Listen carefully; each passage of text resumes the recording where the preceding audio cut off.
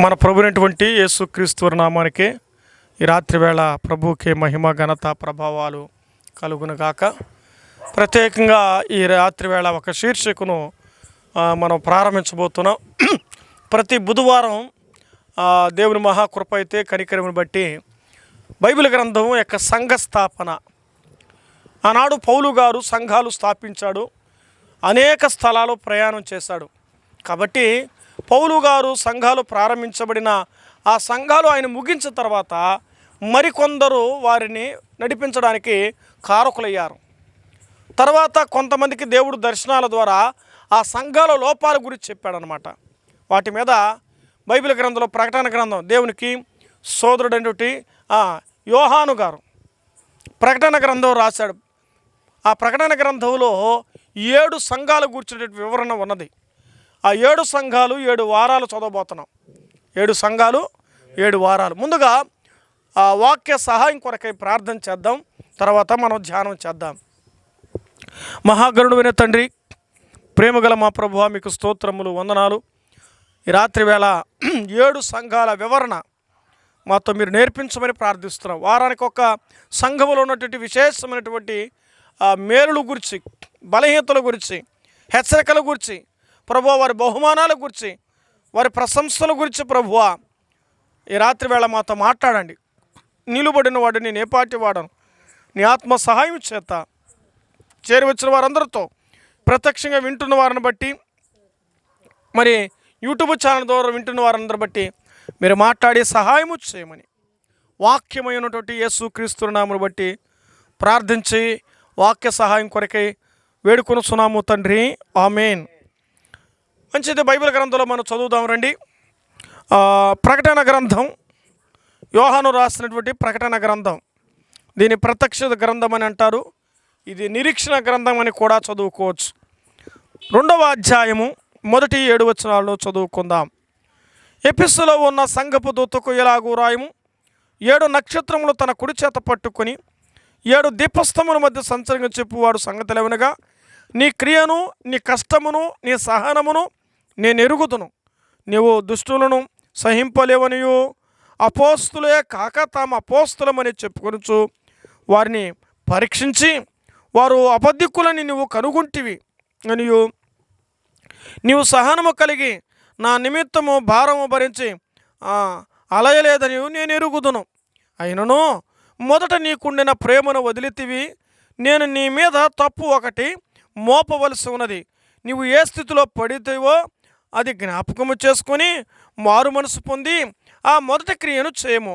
అట్లు చేసి నీవు మారు మనసు పొందితేనే సరి, లేని ఎడల నేను నీ యొద్దకు వచ్చి నీ దీపస్తంభమును దాని చోటను తీసివేతును. అయితే ఈ ఒకటి నీలో ఉన్నది, నికోలాయతు క్రియలను నువ్వు ద్వేషించున్నావు, నేను కూడా వీటిని ద్వేషించున్నాను. చెవి గలవాడు ఆత్మ సంఘములు చెప్పుచున్న మాటలు వినుగాక. జయించిన వానికి దేవుని పరదేశంలో ఉన్న జీవవృక్ష ఫలము భుజింపనిత్తును. దేవుడు ఈ వాక్యమును మన వినికిడులో ఆశీర్వదించునుగాక, ఆమేన్. ప్రకటన గ్రంథం 2వ అధ్యాయంలో ప్రారంభించబడినది. 7 సంఘాల వివరణ ఎక్కడితో ముగించబడుతుందంటే 3వ అధ్యాయంలో ముగించబడుతుందన్నమాట. 3వ అధ్యాయము 22వ వచనంతో ముగించబడుతుంది. 7 సంఘాలు యొక్క ప్రస్తావన. ఆ 7 సంఘాల పేర్లు మనం చూస్తే 2వ అధ్యాయం 1వ వచనంలో ఎఫెసులో ఉన్న సంఘపు దూతకు ఇలా రాయమన్నాడు. ఆ తర్వాత 2వ అధ్యాయం 5వ వచనంలో స్మరణలో ఉన్న సంఘపు దూతకు ఇలాగ రాయము. మొదటిది ఏ సంఘం? ఎఫెసు సంఘం. 2వ సంఘం ఏది? స్మరణ. ఊరికే అట్లా అవుట్లైన్ చెప్పండి. సంఘాల పేర్లు ఏం పెట్టుకోవచ్చు? స్మరణ సంఘం చెప్పచ్చు, పెట్టుకోవచ్చు, తప్పేం లేదు. సంఘాల పేర్లు స్మరణ సంఘం అని చెప్పచ్చు. 3వది పెర్గుమ, 12వ వచనం ఉంది, పెర్గుమ సంఘం. ఆ తర్వాత తురతైరా సంఘం 4వది. ఆ తర్వాత 5వది సారథి సంఘం 3వ అధ్యాయం 1వ వచనంలో. ఆ తర్వాత 3వ అధ్యాయములో 7వ వచనంలో ఫిలదెల్ఫియాలో ఉన్న సంఘం. ఏందట? ఫిలదెల్ఫియాలో ఉన్న సంఘం. 14వ వచనములో లవదీకలో ఉన్న సంఘపు దూతకు ఇలాగ రాయము. ఎన్ని చదువుకున్నాం? 7 సంఘాలు. 7 సంఘాలు మనం చూస్తే తురతైరా, స్మరణ, సారదేశు, లవొదికయ, ఫిలదెల్ఫియా, ఇలాగూ 7 సంఘాలు ఉన్నాయి. ఈ 7 సంఘాల్లో కొన్ని లోపాలు కూడా ఉన్నాయి. ఏమున్నాయి? అసలు సంఘంలో ఎందుకు రాశారంటే యోహాను ద్వారా, ఎందుకు అంటే నేను చరిత్ర అంతా చెప్పలేదు, లోపాలు కూడా ఉన్నాయి. ఈ సంఘాలకు, ఎఫెసు సంఘానికి మూల పునాది వేసిన వాడు ఎవరంటే పౌలు గారు. దేవుని మహాకృప ద్వారా, సువార్త యాత్ర ద్వారా ఆయన ఈ భయంకరమైనటువంటి విగ్రహారాధనమైనటువంటి పట్టణములో, సుఖభోగాలతో తూగులుతున్న పట్టణంలో, ఓడరేవు కలిగినటువంటి పట్టణములో అరిమితైన దేవతను ఆరాధిస్తూ అక్కడ పూజారులుగా ఉన్నటువంటి నపుంసకులు ఉంటే కన్యకలుగా అక్కడ పూజారి స్త్రీలను అక్కడ పూజలు పెట్టి వారు విగ్రహారాధన చేస్తున్నటువంటి ఆ భయంకరమైనటువంటి ఆ పట్టణములో పౌలు గారు సువార్త ప్రకటిస్తే సంఘం ఏర్పడింది. సంఘం ఏర్పడిన తర్వాత తిమోతిని అధ్యక్షునిగా పెట్టాడు. ఆ సంఘంలో తిమోతిని అధ్యక్షుడిగా పెట్టినప్పుడు, ఓ తిమోతి, సంఘం ఎలా ఉండాలో, దాని యొక్క లక్షణాలు ఎలాగ ఉండాలో కొన్ని విషయాలు తన ఆత్మీయమైనటువంటి తండ్రి అయినటువంటి తిమోతి చెప్పాడు. తిమోతిని అంటాడు, పౌలు గారు అంటాడు, నేను కన్న నా కుమారుడైన తిమోతికి అంటాడు. ఏమన్నాడు? నేను కన్న నా కుమారుడైన తిమోతి అని అన్నాడు. అంటే తిమోతి కన్ననట్టుగా చూస్తున్నాము. ఎవరు? పౌలు గారు. ఎలాగన్నాడు? సువార్తలో, ఆత్మీయతలో కన్నాడు అన్నమాట. అందుకే నేను కన్న కుమారుడు అన్నాడు. లవొదికయ సుంటికి వీళ్ళ తల్లిదండ్రులు అవ్వ. కానీ ఆ ప్రస్తావన కాదు. కానీ ఇక్కడ ఎందుకు రాబడంటే 3 సంవత్సరాలు ప్రయాసపడ్డాడు సంఘానికి. ఎన్ని సంవత్సరాలు? ఎన్నేళ్ళు కష్టపడు. ఒక ఆత్మను సంపాదించడానికి 3 ఏళ్ళు కూడా పట్టచ్చు, 4 ఏళ్ళు కూడా పట్టచ్చు. అదే ఆత్మను పోగడానికి 3 నిమిషాలు చాలు. అంతే. పిలవడం కష్టం, పోగొట్టడం ఈజీ. రాబట్టుకోవడం కష్టం, పోగొట్టడం ఈజీ. చేర్చుకోవడం కష్టం, ద్వేషించడం ఈజీ. ఈ రోజుల్లో ఆ సంఘం యొక్క క్యారెక్టర్ మనం చదువుతూ ఉంటే, నేను చదువుతున్నాను, ప్రభువా ఏం చెప్పాలి నాయనప్పుడు. ఆ సంఘం యొక్క ఉద్దేశం చూస్తే ప్రేమలో ఉన్నట్టు ఉండి ప్రేమనే కోల్పోయింది ఆ సంఘం. ఆ సంఘంలో లోపం మొదటిది ఏం తెలిసిన? ప్రేమ లేని సంఘం అన్నాడు. ఆ సంఘంలో లోపం ఏం తెలిసిన? ప్రేమే లేదు.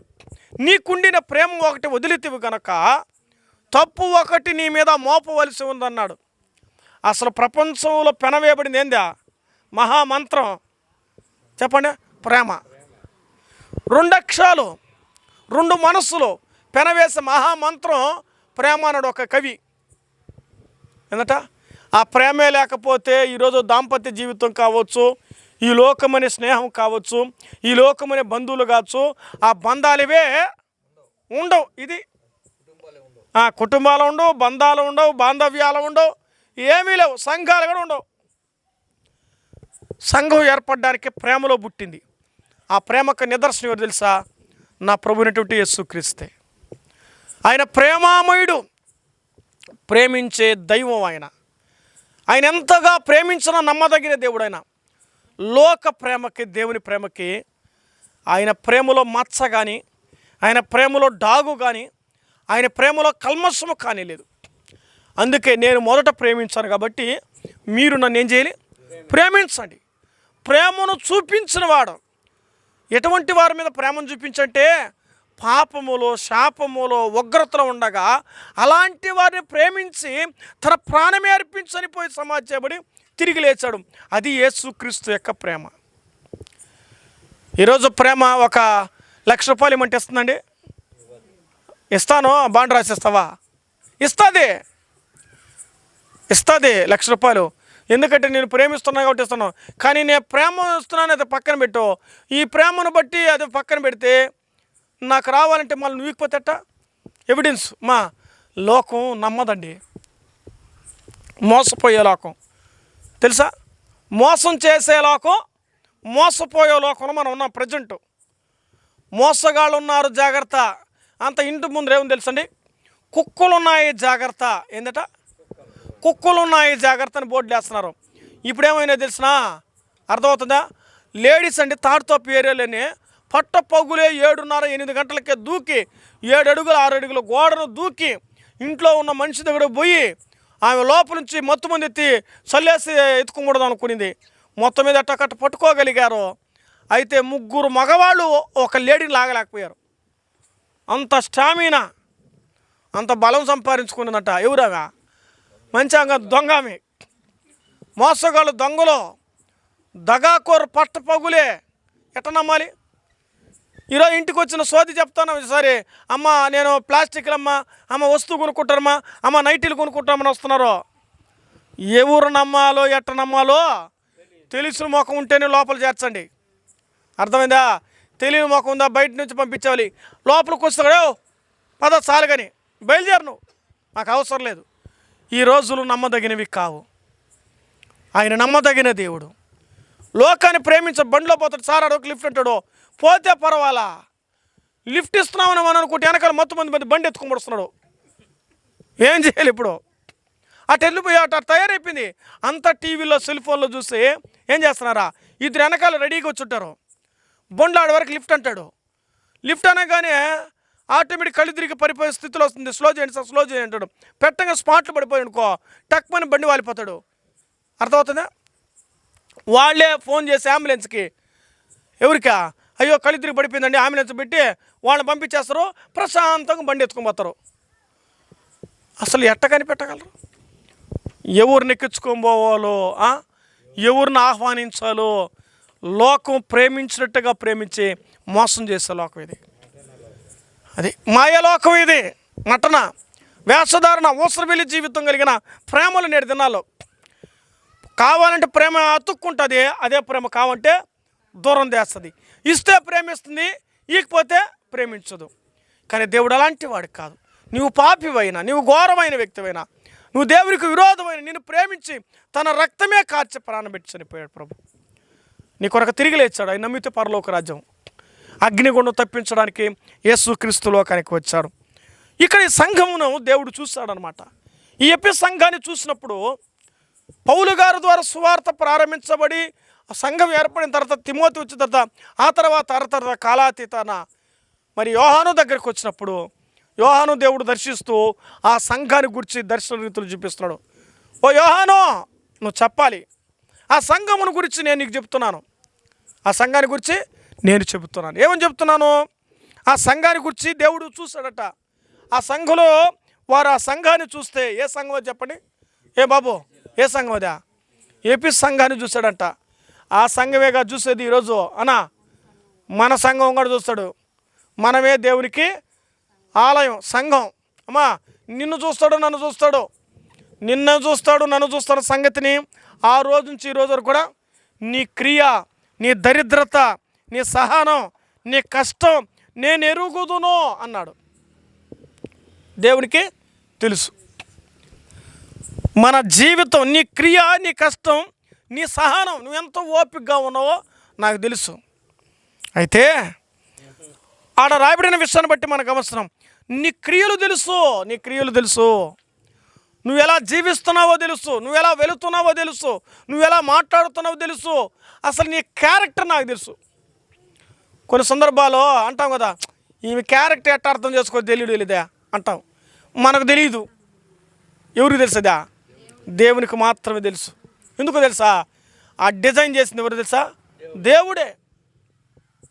ఆ దేవుడే. ఒకసారి పోతున్నానంట, పోతూ ఉంటే ఒక అతను బండి బైక్ రిపేర్ అయిపోయింది. అది చేయడం చేతకాల, కొడతాడు బండి స్టార్ట్ కాలేదు. ఒక అతను అదే దారిలో పోతా వచ్చాడు. చూడంగానే చూసిన తర్వాత దాన్ని రెడీ చేశాడు. సార్ ఇంత బాగా ఎవరు చేయాలంటే ఈ బండి డిజైనర్ నేనే అన్నాడంట. ఎవరు? ఈ 2 వీలర్ డిజైనరు నేనే అన్నాడంట. ఆశ్చర్యపోయాడు. అంటే ఎక్కడ ప్రాబ్లం అవుతుందో ఆయనకు తెలుసు. నీకు ఏ ప్రాబ్లం ఉందో ఎవరికి తెలుసా? అసలు మన దేహం మీద స్కాన్ చేస్తే కొన్ని డాక్టర్ కూడా తెలియదు మన కథ. చెక్ చేసి వాళ్ళ కింద పడి మాకే స్కానింగ్లు కూడా సరిగ్గా అర్థం కాలా అంటారు వాళ్ళు. కానీ మన దేవుడికి మాత్రం నీ స్కానింగ్ మొత్తం ఆయన డిజైన్ చేస్తాడు. యేసు ప్రభు స్కానింగ్లో నీ కథ అంతా, నా కథ అంతా తేలిపోతుంది. దేవుని త్రాసులో తోచగా నువ్వు తక్కువవాడిగా ఉన్నావో ఎక్కువవాడిగా ఉన్నావో తేలిపోతుంది. ఓ ఎఫెసు సంఘమా, నీ క్రియా, నీ కష్టమును నేను చూశాను. అయితే నేను చూసిన తర్వాత నువ్వు ఎలాగున్నావంటే, నువ్వు మొదటి ప్రేమను వదిలేవు. నేను చూసినప్పుడు నీ కష్టమే కాదు, నీ సహనమే కాదు, నీ ప్రేమను కూడా చూశాను నేను. కాబట్టి సంఘానికి ఏముండాలి ఇప్పుడు? ఉందమ్మా ప్రేమ. సంఘములో ఉన్న వారికి ఏముండాలంట? ప్రేమ ఉండాలి. ప్రేమ అనేక దోషాలని కప్పునని ఉంది. ప్రేమ లేని వాడనైతే నేను వ్యర్థుడు అంటాడు పౌలు గారు. కొరింథీ మొదటి పత్రిక 13 అంతా కూడా ఏం రాశాడా? 3 విషయాలు ముగింపించాడు. చదువు నాయన మాట, ఒక్క మాట అక్కడ నుంచి చదువుతారా? చివరి వచ్చింది చూడు అక్కడ. బైబిల్ తీయండి, చదివితే అర్థమవుతుంది. మొదటి కొరింథీ పత్రిక 13వ అధ్యాయము 13వ వచనం చదువు. 13 చదువు. కాగా విశ్వాసము, నిరీక్షణ, ప్రేమ ఎన్ని పెట్టాడా? 3 చెప్పాడు. నిరీక్షణ, విశ్వాసం, ప్రేమ, ఈ 3 నిలుచును. వీటిలో శ్రేష్టమైనది ప్రేమయే. ఎక్కువగా యోహాను దేని ఎక్కువ చెప్పండి? ప్రేమను గురించి రాశాడు. యోహాను మొదటి పత్రికలో ఏం రాసంటే ఈ లోకము యొక్క ప్రేమ ఎట్లా ఉందా? ఈ లోకము ఎలాగ రేపడుతుంటే యోహాను మొదటి పత్రిక రాశాడు. ఈ లోకములో ఉన్నదంతా శరీరాశ, నేత్రాశ, జీవపుడము, ఇవి తండ్రి వల్ల పుట్టినవి కాదు. ఇది అపవాది సంబంధ లక్షణాలు.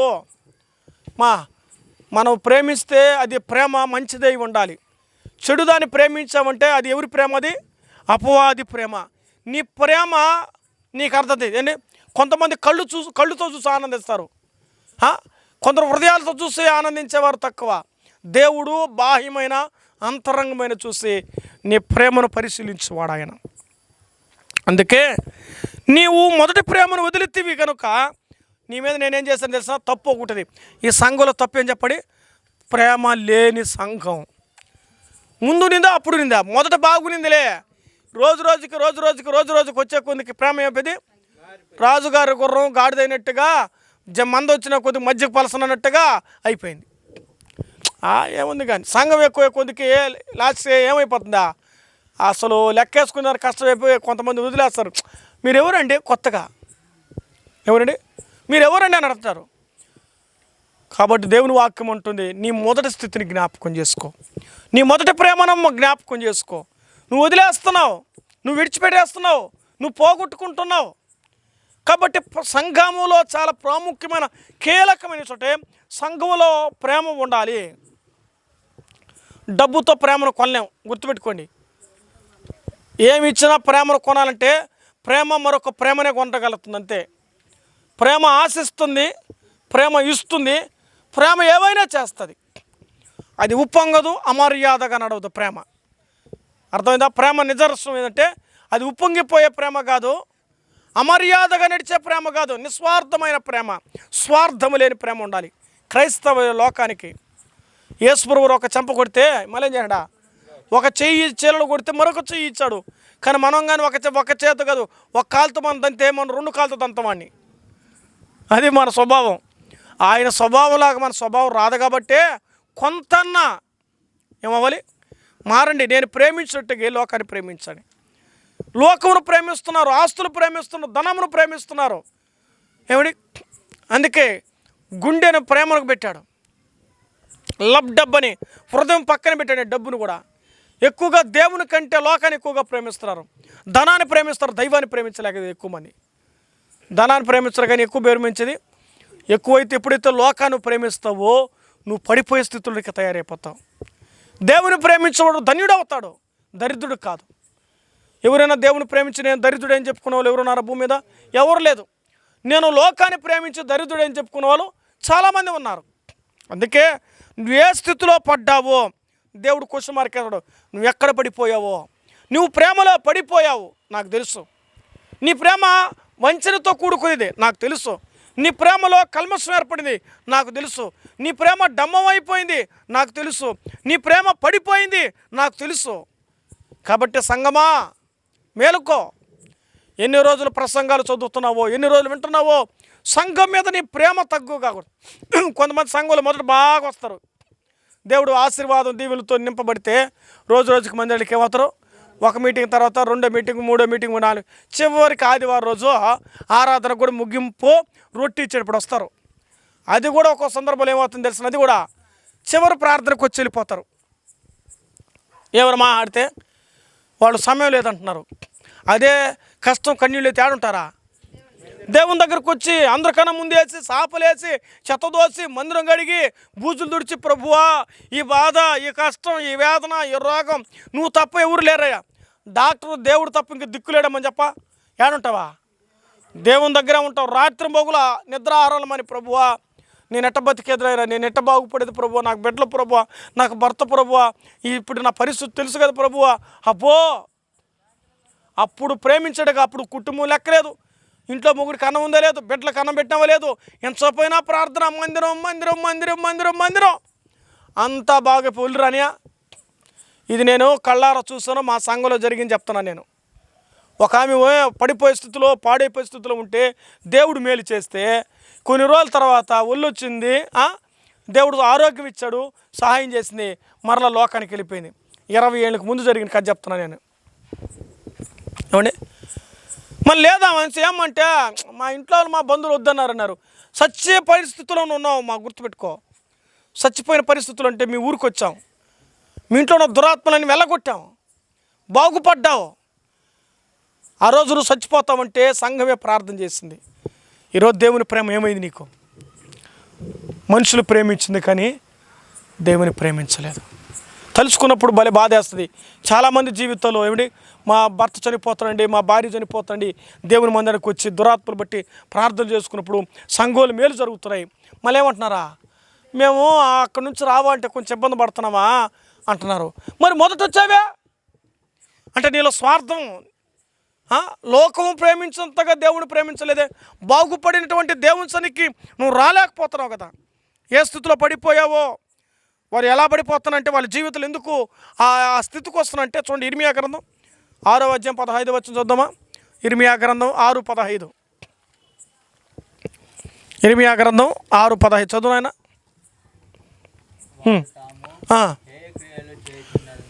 హేయ క్రియలు చేస్తున్నారు కాబట్టి ఇష్టం లేని పనులు నిలబడు. ఇష్టం లేని పనులు చేస్తున్నారు కాబట్టి, నచ్చని పనులు చేస్తున్నారు కాబట్టి, పాపం అనే పనులు చేస్తున్నారు కాబట్టి, దేవునికి విరోధమైన పనులు చేస్తున్నారు కాబట్టి హేయ క్రియలు చేస్తున్నారు.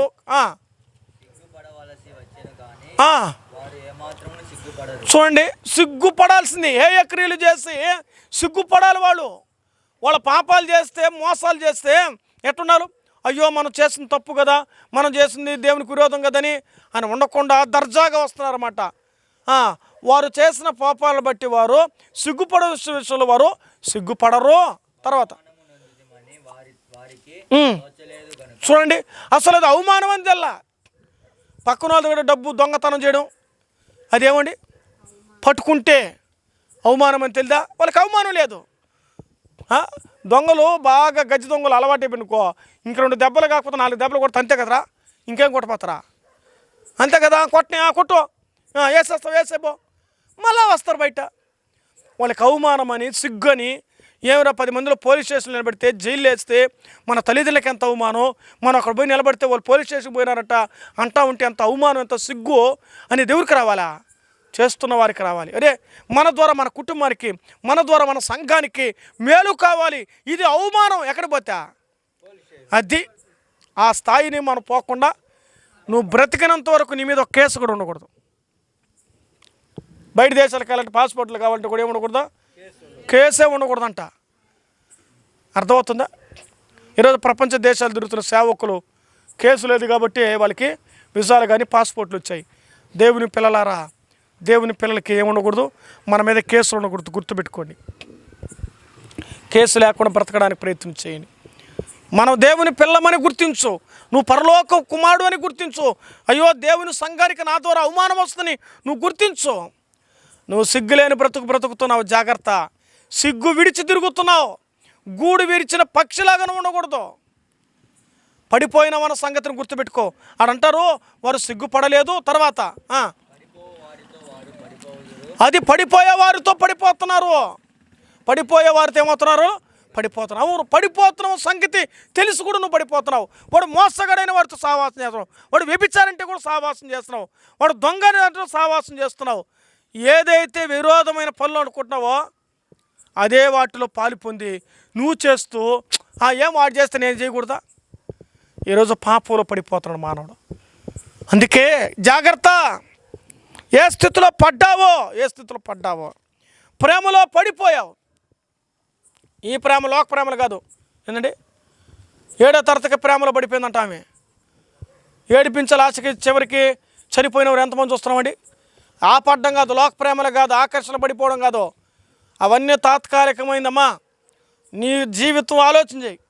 మా దగ్గర కొన్ని కేసులు వచ్చినప్పుడు మేము మధ్యస్థం చేసేటప్పుడు, నీ వయసు ఎంత అమ్మాయి, నీ స్థాయి ఏంటి, మీ కుటుంబ బ్యాక్గ్రౌండ్ ఏంటి, నువ్వు ఎక్కడ పడాలి, దేవుళ్ళో పడ్డావు అని చెప్పుకోకుండా లోక ప్రేమలో వాడి ప్రేమలో పడ్డాను, ఆ అమ్మాయి ప్రేమలో పడ్డాను, లేకపోతే ఊళ్ళో చాలామంది గడ్డాలు పెంచుకొని పిచ్చోళ్ళు అయిపోయి దేనికోసమా? ప్రేమ విఫలమైపోయిందని, ప్రేమ యాక్సెప్ట్ చేయలేదని.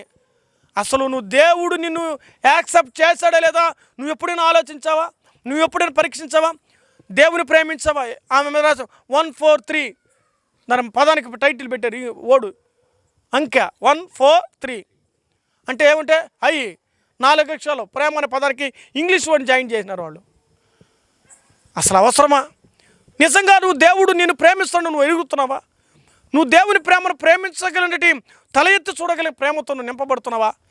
సిగ్గు విడిచిన పక్షిలాగా నీ జీవితం అయిపోతుందని ఇర్మియా గ్రంథంలో చదువుతున్నాం. కారణం ఏంటో తెలుసా? తిమోతి మొదటి పత్రిక 3వ అధ్యాయం 7వ వచనం చూద్దాం. మొదటి తిమోతి పత్రిక 3వ అధ్యాయం 7వ వచనం చూద్దాం. అక్కడేం రాబడుతూ చదవండి. మొదటి తిమోతి 3:7 చదవాలి.